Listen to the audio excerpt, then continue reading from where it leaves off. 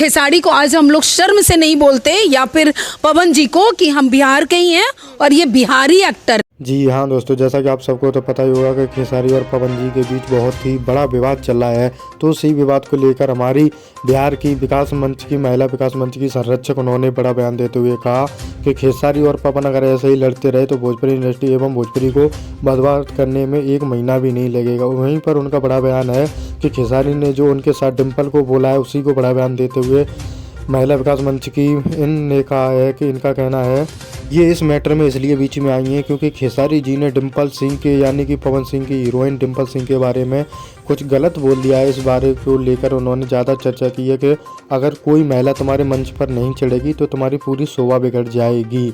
तो उसी बात को लेकर उन्होंने बड़ा बयान देते हुए कहा कि अक्षरा सिंह के साथ भी बहुत गलत हुआ था। उसी को लेकर उन्होंने धरना प्रदर्शन कर दिया है और उन्होंने कहा है कि हम लड़कियों के साथ बिहार में ऐसा नहीं होने देंगे। और दोस्तों, आप हमारे चैनल पर नए हैं तो चैनल को सब्सक्राइब जरूर करें।